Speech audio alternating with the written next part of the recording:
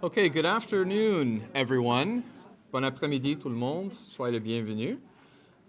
My name is James Milner. I'm very pleased to, I was going to say to welcome you to this event. I'll welcome you to this event, but I won't welcome you to Carleton University.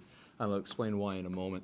I have the real privilege of being the program director for LERRN, the Local Engagement Refugee Research Network, and the program director for the Migration and Diaspora Studies program here at Carleton University. It's these two initiatives that are really thrilled and delighted to be hosting this celebration. I won't say a launch, but a celebration of this amazing work that I'll speak to in a moment. Around the room, you'll see small flyers about the Migration and Diaspora Studies program, but I want to draw your attention to this piece of paper and this wonderful QR code that invites you to some of the upcoming events that we have with Migration and Diaspora Studies, especially a discussion with UNHCR's Madeleine Garlick in this room on the 25th of November. So if you found the room for this event, you'll know where to go for the event on the 25th of November. A special word for those of you who may be considering graduate studies in this area of Migration and Diaspora Studies.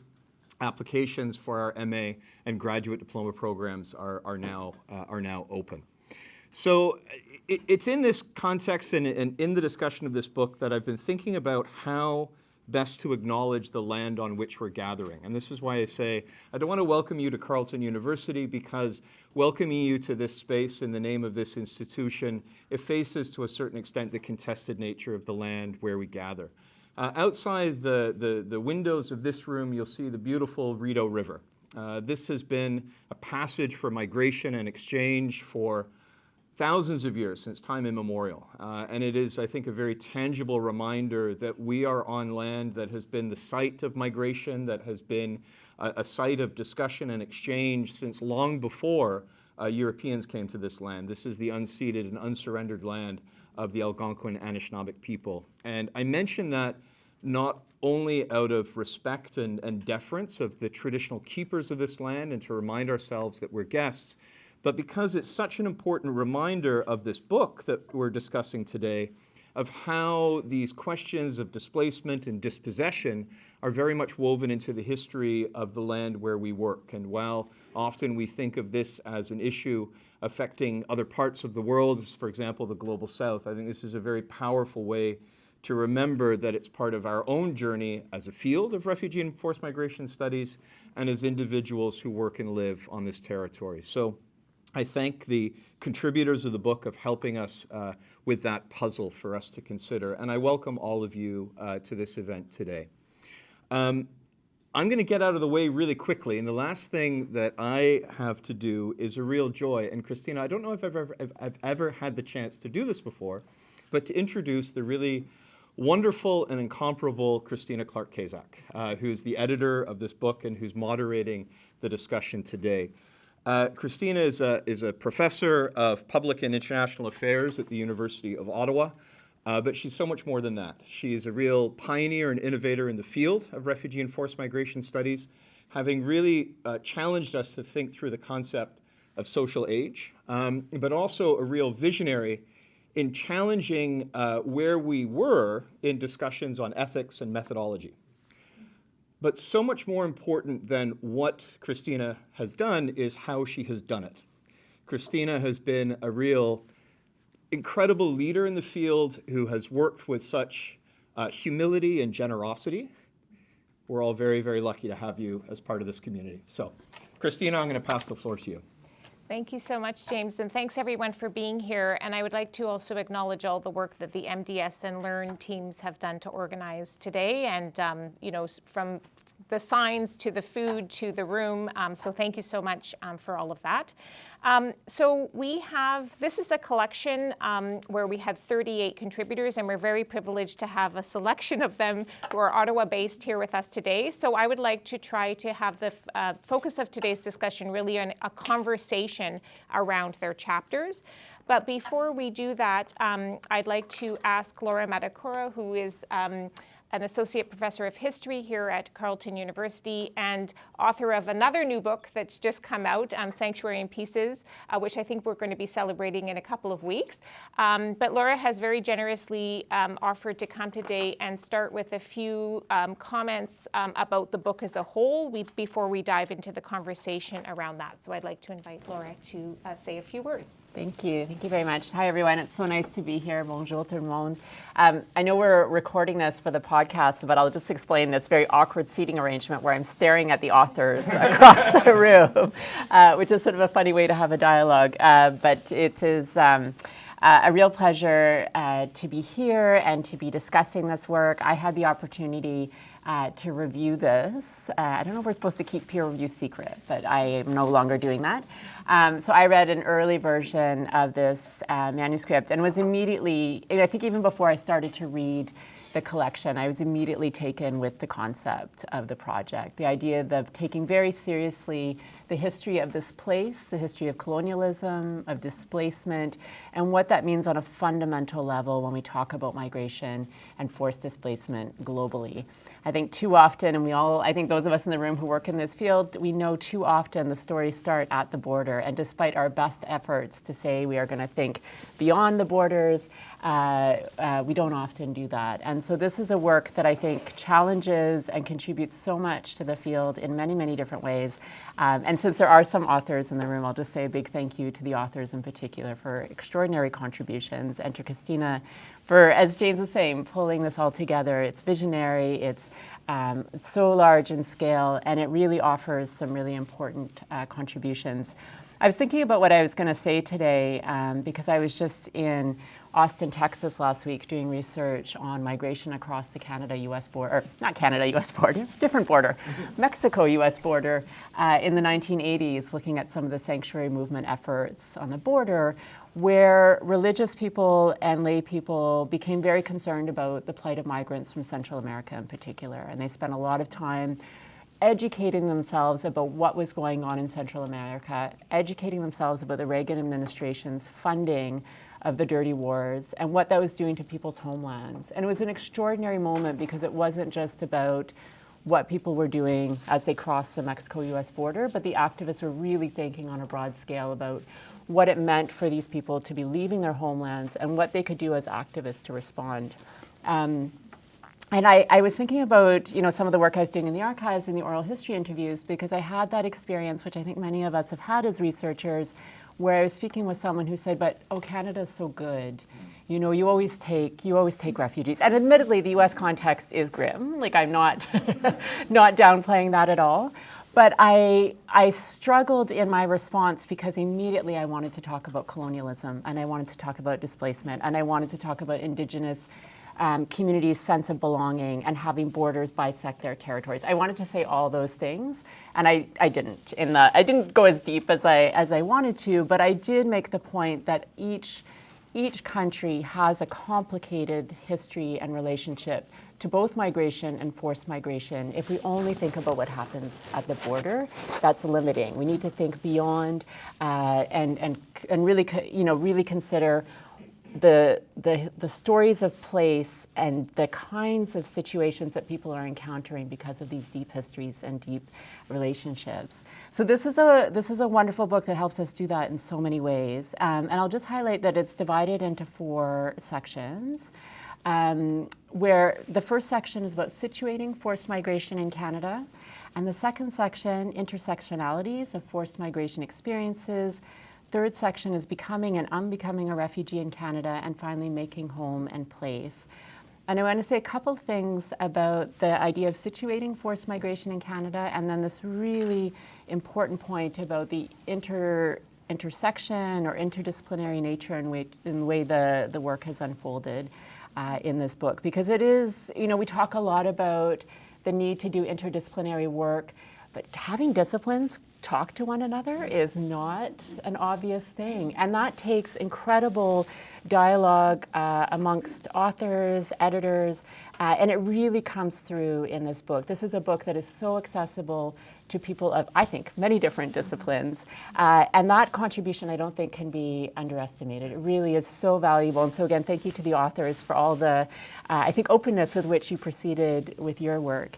I also want to talk a little bit about this idea of situating forced migration in Canada, because it can be read in different ways, right? There is a history of forced migration here in terms of Indigenous communities being displaced, in terms of some of the people who have been forcibly displaced across empire and ended up here. And there's been really interesting work in the field of critical refugee studies, which is one of the fields that I like to call home, around taking seriously these relationships with displacement. So thinking about solidarity across different displaced communities' experiences. And there have been a couple of events in recent years that have really stood out in my mind, and I think this book takes us from those kinds of conversations and just moves us so much further. So I'll say a couple of things very briefly, and then I know we want to have lots of time for the authors. Many, many years ago, the Canadian Council for Refugees organized a workshop in which they invited Indigenous elders and refugee youth to gather. And it was an extraordinary exchange. And I think the spirit of this book comes out of those kinds of dialogues, where Indigenous elders talked about having attended residential schools, being forced to attend residential schools. And what they talked about was losing their language, losing their sense of place, and all the extraordinary difficulties that we know that have emerged from that experience. And in that discussion, there were refugee youth and there were refugee elders, and nobody said that was our experience. They didn't claim the experience, but what they did was respond with such affinity. So I remember there's a Kurdish gentleman from Turkey who said, I also lost my language. I wasn't able to speak my language. So he didn't say we have the same experience, but he heard those stories in such a powerful way. And this book, because of the way in which these contributions have been brought together and the spirit with which they've been brought together, does that same kind of work. It lets us hear stories and perspectives in really different ways. And so I'm really grateful to the authors and to Christina for your work in that regard. The other thing that happened recently, which was an event I attended where I think I was the only Canadian-born person in the room, other than Indigenous elders who were animating this workshop. Everyone else was refugee youth or people who'd come to Canada as the children of forced migrants. And it really got me thinking about what it means to both migrate to a place, settle, build a life there, and the way that transformation happens across generations. So there are histories of displacement and internment in my own family, but I haven't lived that. I was born here, and so there's something about, maybe this comes out most in section 4 in terms of the making of home and place, but also the end story around migration and displacement is not the arrival in Canada, right? And that is such a crucial part and such a crucial contribution of what this work does, that the stories, and we talk about diasporic communities and we talk about relationships across borders, but it's more than that. So much of it is about intergenerational transfer and thinking about what happens to people who are encountering and making decisions to migrate and settle in particular places, sometimes for long times, sometimes short time. But there are consequences to those decisions that fundamentally change the character of the country. And this is what I think is so fascinating. And again, to go back to this conversation I was having with sanctuary workers in Texas, they asked me, what does it mean to be a refugee arriving in Canada, given everything that you're talking about around reconciliation? And it's a very different country now than it was, 30 or 40 years ago, and obviously much, much further back. And so what this book does is not only give us a sense of the way that things have transformed, but really flags the ways in which we must be thinking about what comes next, the kinds of changes and conversations that we want to see. So I think I'll end my comments there. They're very, very general, but hopefully they're useful, and hopefully they express to some extent my deep gratitude to the authors and for the collection as a whole, which really is extraordinary. Thank you so much, Laura. So I think that gives people who haven't had a chance to read the book yet a sort of overview of what we were trying to achieve. If I could maybe just also complement it by saying that we do have a French language adaptation and translation that's coming out in the new year.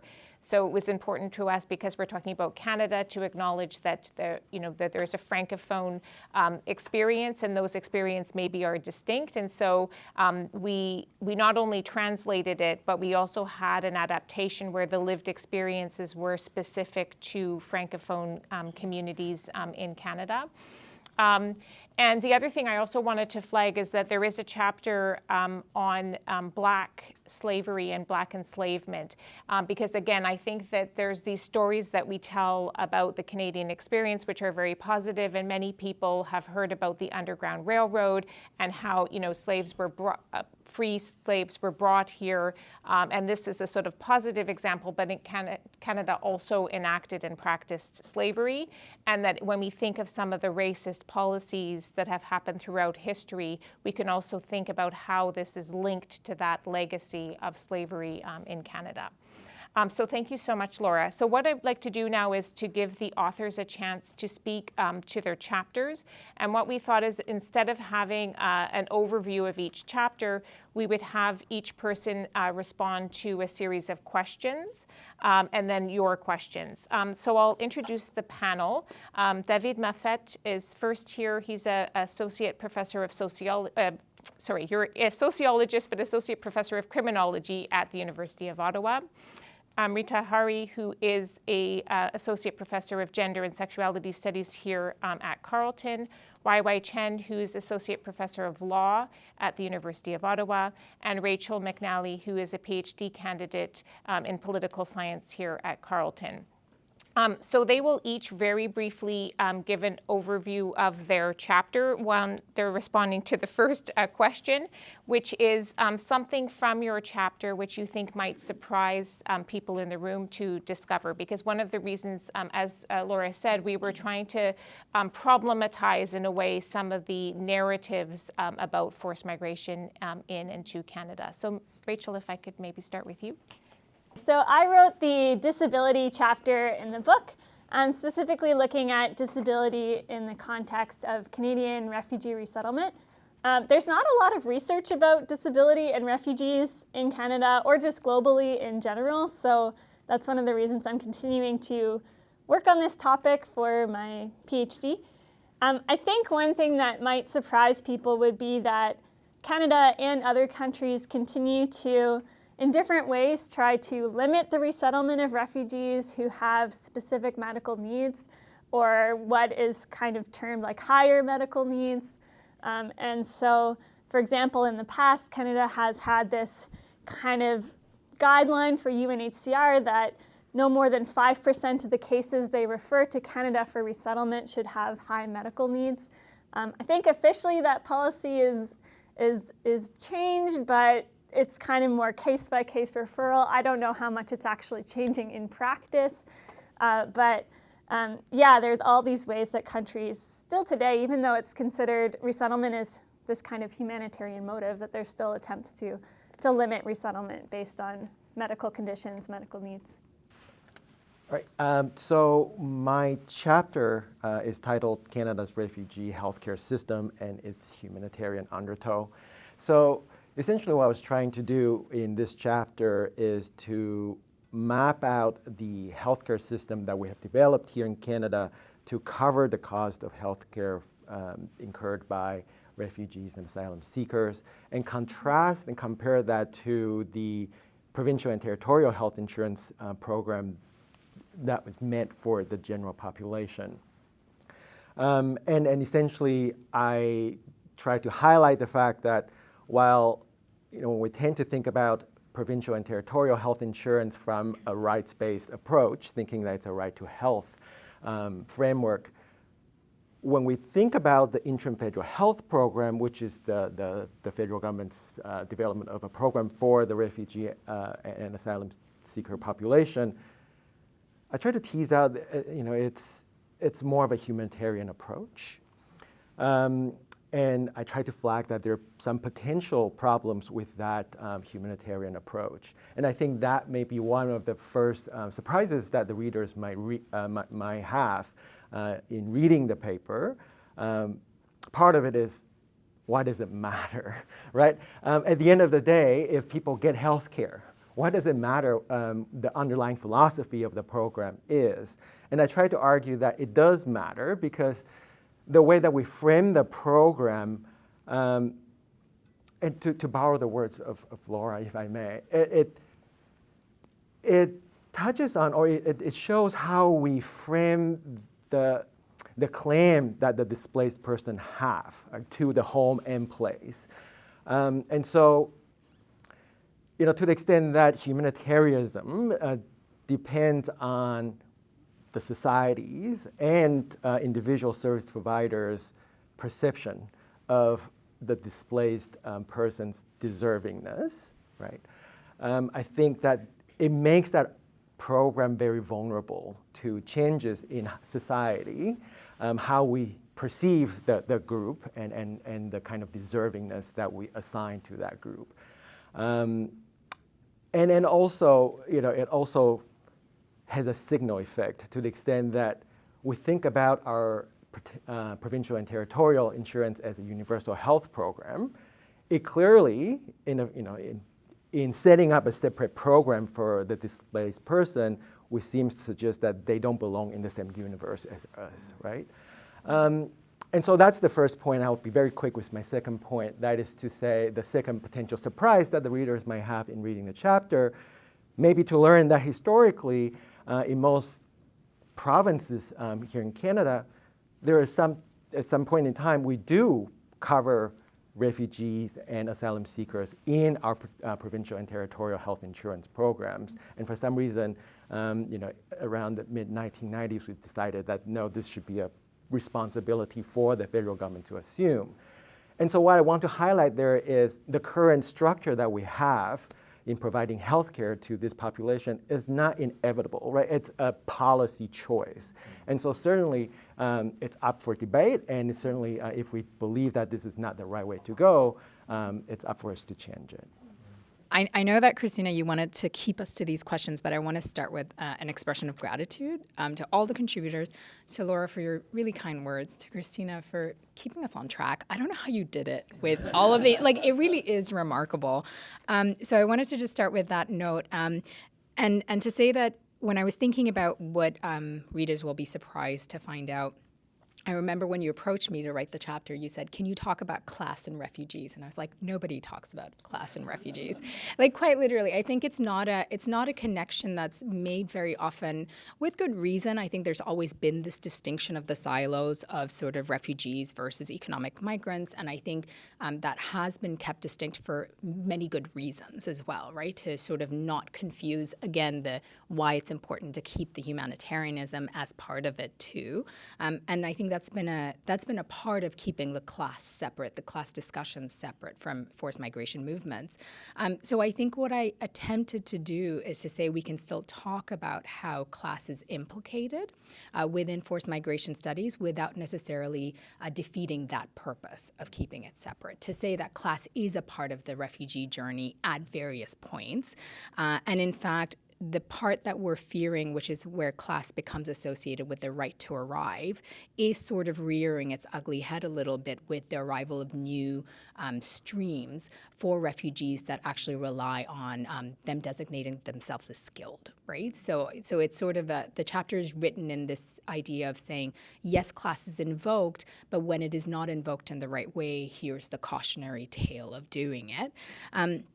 But I think the surprise also just is nuancing the refugee figure as destitute and impoverished, which I think is very common.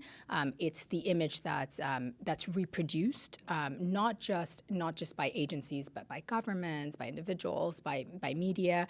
So I think part of the motivation that Romeo and I had in writing the chapter was to nuance that figure and to give refugees a story that's more than destitution and impoverishment and seeking asylum or seeking refuge. To say say the ways in which agency can sort of happen, and even if it's constrained, like feminists have talked about, that constrained agency, there's different ways in which agency is exercised in the migration and the asylum seeking process. So I think we sought to kind of highlight that a little bit, that yes, it is a stratification, yes, it has its uses, while at the same time we can start to nuance that image a little bit.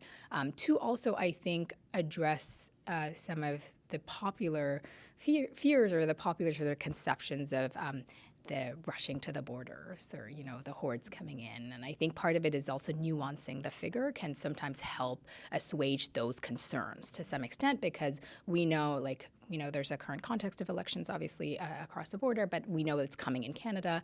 A lot of policy changes that have happened quite recently are also part of that. So I think it is important for us to constantly push back against monolithic images of the refugee as well, to make sure we don't fall into the trap. So I think that's it. Over to you. So when Christina approached me, Christina asked me if I would write a chapter about citizenship revocation. And you might remember that the Conservative 10 years ago now passed Bill C-24, the Strengthening the Canadian Citizenship Act, that did a number of things, but introduced a ground for citizenship revocation for action done by citizen after acquiring citizenship while citizen, right?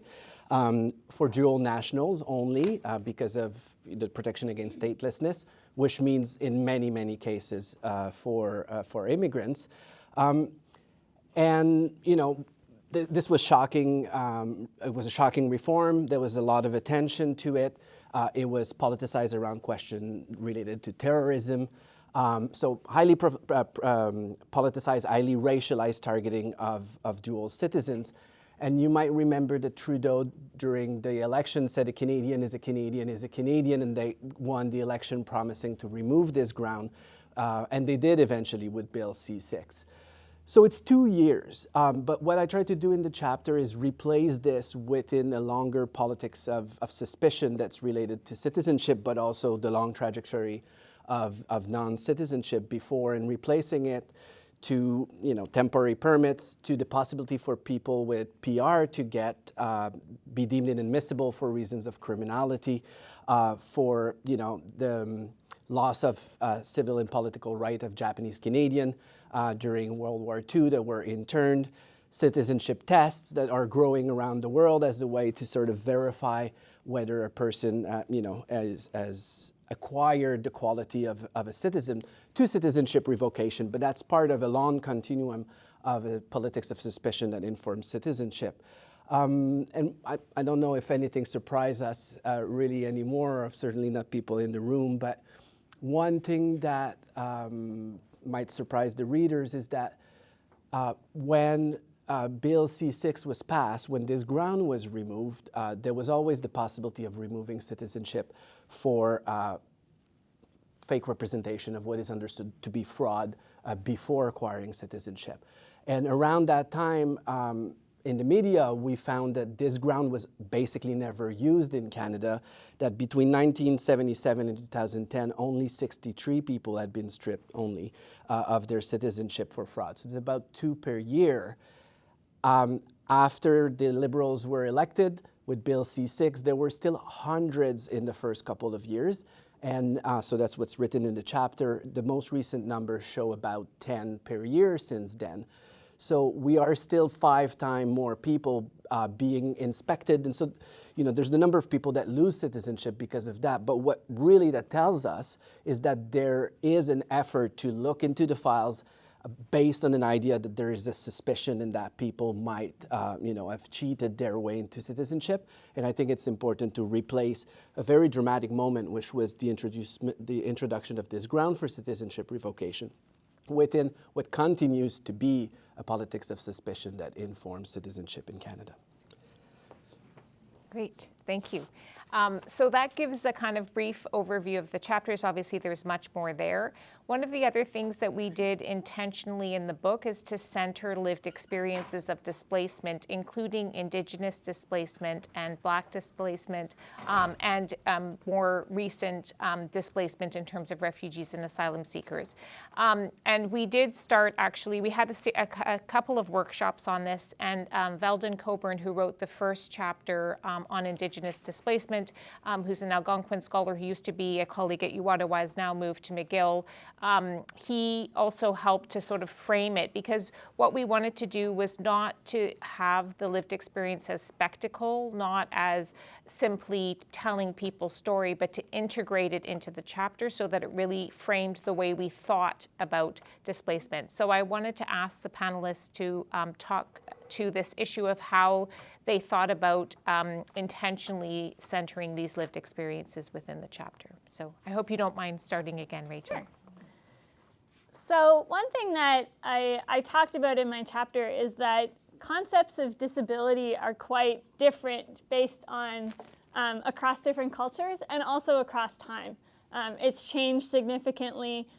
Even, who UNHCR considers to be disabled is very different now than, say, in the kind of post-World War II period. But in Indigenous communities, of course, each Indigenous community is different. And in the book, I especially talk about Anishinaabe communities.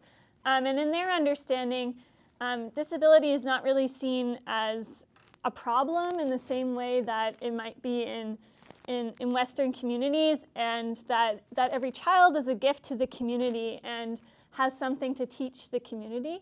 And so there isn't necessarily a kind of negative connotation to disability in Indigenous communities or in all communities over time. So I think one thing was incorporating that cross-cultural piece in terms of how our understandings of disability can shift based on time and place. I've also included some interesting kind of stories of refugees with disabilities and their kind of experiences. One of the things, the little sidebars, I guess, is a news piece, and it references this silent play that a refugee with a disability made after coming to Canada. And in this play, he kind of pushes away his old manual wheelchair and embraces his new motorized wheelchair. And it's kind of symbolic of this transition from coming from a kind of refugee camp context and then coming to Canada and getting access to these kind of assistive technologies and his motorized wheelchair in this case. So I don't think there are a lot of stories of refugees with disabilities being shared just in general. It's a group that doesn't maybe get so much attention. So it's interesting when there are these cases to see, how are these people representing their own stories? For my chapter, I think the lived experiences for the displaced persons, the place where I really try to highlight them is in response to this sentiment that, again, so long as we have health care for everyone, why does it matter which program that they get their health care from? And so I went back to, again, almost a decade ago now, when the former government significantly pared back the interim federal health program. I don't know how many of you in the room remember that many of the refugees and asylum seekers who were part of the IFHP lost their health care about a decade ago now, so between 2012 to 2016. And coming from the discipline of law, I feel that oftentimes there's a tendency for us to just focus on what the law says and also court cases, right? So there was a court decision that ultimately ruled the cuts to the interim federal health program introduced in 2012 was unconstitutional. And being a lawyer, I think our tendency is to simply celebrate the success, and then that was the end of the story. Part of my wish to kind of bring in the lived experience into this chapter is to examine, well, what happened afterwards, right? Are people still experiencing challenges when they're accessing healthcare, despite the fact that the IFHP has been restored? Right? And that featured a number of personal interviews that I've done with displaced persons. And it shows that, yeah, of course, just because the law has changed, it doesn't mean that the practice on the ground has also changed. People's perception about the program also oftentimes is marred by the cuts, right? And there's still a lot of confusion on the ground, and that translates into people's lived experience that sometimes, even though the law clearly says that now they're covered under the interim federal health program and they have equal entitlement, but they're still being denied health care, or that sometimes they have the perception that they're not entitled, and so they refrain from accessing health care. And so that's how I try to use the lived experience in this chapter and trying to give a voice to the people to see how the program is working. Yeah, I think it was when Christina actually mentioned this direction in the book, it presented its own challenge in some ways. So the way Romeo and I, in the end, integrated lived experience was often through stories told by others, right? So it was media articles. Romeo had done interviews in the Philippines with displaced persons, internally displaced persons, but he had also interestingly worked for IRCC for a while. And so kind of drew on those experiences too. And when we were just racking our brains for, oh my God, Christina wants lived experiences. How do we do this, right? Because it's like all we have is secondary literature and like media articles and everything. And I think what it revealed for us was actually an embedded challenge in doing forced migration studies, that in fact sort of focusing on lived experiences is challenging because the stories are often told by others. And I think there's sort of hearing others who have done that concerted effort to bring the lived experience to light, I think is the direction in which more research needs to go, because just facing the challenge of drawing on lived experience revealed for us how many refugee stories are actually told by others, and how we rely on those secondary hand narratives to inform a lot of policies and to inform a lot of decision making about a group where we don't actually hear enough from the group in itself. So we tried, but I think what it revealed to us in our brainstorming was a challenge more than a response in the chapter, I would say. Yeah, I would also say that whatever there is about lived experience in this book, for many of us, it's thanks to Christina, who pushed us into doing that. My chapter is a lot about law and policy. There's 3 places where I included testimonies from various people, exemplifying in some ways what I was trying to convey. The first one is a statement made in the Senate in 2000 by Joseph Gosnell Sr., who was then the president of the Nisga'a Tribal Council. The Nisga'a were negotiating a treaty in British Columbia with the province and the federal government, in which they insisted to refer to themselves as Ninga citizens. And there was a lot of pushback to say, why don't you just say member of this First Nation? They say, no, if we're a nation, we understand that we are citizens, and I don't see what the problem is. And a lot of the elected officials in Canada saw this as a challenge to Canadian citizenship, and so they were holding their ground, and it's in the treaty. It's a recognition by the state that the Nisga'a are citizen of their own nation as well as citizen of Canada. For those of them, they are legally citizen of Canada. For those of them who see themselves as citizen of Canada is a second question. So it's a powerful statement. It's an excerpt of his defense of Nisga'a citizenship in the Senate. The second one is an excerpt from a piece that I co-author with Aisha Ben Sliman, who is a criminalized migrant who did not apply for citizenship because they had a criminal record for small offense. They thought maybe they wouldn't get citizenship. They could have at the time, did not apply, then were criminalized again and then lost PR, were deemed inadmissible and lost PR. And it's about the different relationship to applying to citizenship and why they did not do that at the time, and the situation they're in now with their son being a citizen and their family being citizen. And the third one is a testimony by Pat Adachi, who is a Canadian-born Japanese Canadian, who in 1942 with her parents their property was confiscated, was sold, and they were sent to work camp during World War II. And I'm not sure if that part of the excerpt is in the book, but in the video that this is taken from, she ends with sort of a lesson for the youth today. And she said, you have to remember that Canada was a democracy back then. And this happened. And this could happen again. The conditions were not radically different than they are today, and we need to stay vigilant because, not that much has changed, and it could happen. So there are 3 little vignettes. Those are the only contribution, really, but I think each of them is rather powerful. Thank you so much. So we are going to open it up for questions soon. I'm just flagging it now so you can start thinking of them.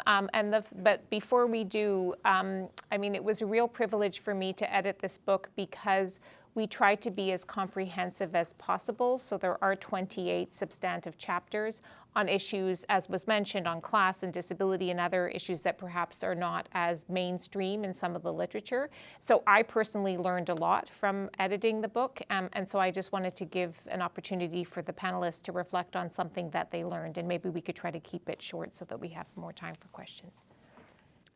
Sure. So I think what is striking to me is that for refugees with disabilities, resettlement to Canada can be both a real opportunity and a real challenge. So, it can bring along opportunities like access to certain assistive technologies, access to medical care that they may not have access to before, access to inclusive or education for children with disabilities, where, that may not be available in a refugee setting. But at the same time, we have all these challenges about like limited accessible housing, for example, about stigma and discrimination, about wait times to access medical care, about language barriers for accessing medical care in many cases, and about services that are kind of separated, where services for people with disabilities and services for refugees and immigrants don't often talk to each other very much, and are very kind of siloed. And so being new to the country and trying to access disability services, but also refugee services can be quite a challenge. So it's this kind of opportunity and challenge at the same time, I think, and so important to keep that in mind in terms of, this kind of resettlement is really important, but there are really a lot of ongoing challenges. For me, I think I want to take a step back, and so what I've learned for being a part of this really fantastic project, going back to what was said earlier today, and again to borrow, Laura, your words, if you don't mind, is, I need to do more in celebrating and also championing the solidarity across displaced communities. In my work so far has largely focused on advocacy and research around refugees and asylum seekers' healthcare access. But I think that, perhaps what needs to be done more is to think about it from a broader perspective, to also bring in issues that they're facing Indigenous populations in terms of their healthcare access program experience. Right? We know that many people living in the North are displaced as a result of needing to access healthcare down south. And so bringing more of that experience into my own line of work, and also to see if there's potential for cross-pollination or community learning. I think that is something I would like to explore further. For example, the federal government does have a non-insured benefit program that it specifically provides healthcare services that are not covered by provincial and territorial health insurance to Indigenous populations. And that program is set up quite similar to the supplemental coverage under the interim federal health program for refugees and asylum seekers. So potentially, to kind of compare and contrast the two programs might reveal something that we don't know so far, right? So that's just one area that I thought, maybe going forward I can put more attention to. Yeah, I'm going to even take a step further back to say, I think one of the things, I did have some idea of the labor that goes into a collection like this. And I think it's very easy to look at the finished, beautiful, and it is a beautiful cover, like, to look at the cover and look at the collection and look at it now. But I think what I learned is the value of collaboration and how much work it actually takes to get this together. I also learned, we often say, preaching to the choir when it comes to a lot of migration issues. A lot of us are in this research because we're personally connected to it. There's something that holds us in it. We're fighting for a cause. We're fighting for a change, advocacy, as you said. So I think it was nice to see what the choir puts together kind of in the end, right? This beautiful harmony of these contributions that are each kind of they all are individual in that they're all individually making a contribution, but then together it really, I think, makes a very powerful contribution. And I think that that's what I really got from it is the value of solidarity, and that this kind of advocacy work or academic work can often feel isolating. So it's sort of nice to know that, there's a bunch of us doing this together, and so we're not alone in this. That really for me was the lesson learned, and that we need to have these multiplicity of voices to keep pushing for change, and that it needs to come from all of these 28 different angles plus, right? It's not just one.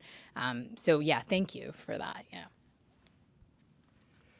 Well, I had something very similar. I think that what I learned, the chapters are in some ways very in-depth, but also, an overview of one topic. And so what I've learned mostly is how important and powerful the vision of somebody committed to bringing people together and doing this editing was. You insisted that, everybody was happy with that, but you insisted that not only settler colonialism would be brought in, but indigenous resurgence and sovereignty. And there were early meetings with Valden to make sure that anybody who wants to discuss this before about what that would mean would be there. You offered support for people to find those pedagogical resources so that there would be not only written word, but access to other resources in it. And in some way it's eclectic because everything is covered, but I think there is a certain, there's a certain philosophy that goes through this book. And I really think that this came from apart from being extremely well organized and everything, it is open access. There's pedagogical resources that I saw on some, that we can access, that we can use for teaching. For those of us who teach in French, the fact that this book will exist in French is incredible. I've already asked to use the first chapter this year before it was out because I've been wanting this book in French forever. So very much thank you, Christina. This was tremendous work, and thank you for bringing us together. Great. Thank you very much. Maybe we can take a moment to thank the panel, and thank you, Laura and James. So the book is available to download free of charge through the Carleton repository. There's a link to it on the McGill-Queen's University website, but also through the Carleton repository. And we're also going to be publishing a French language translation and adaptation so that the lived experiences examples come from Francophone contexts, and that will be coming out in 2025, and it will also be open access.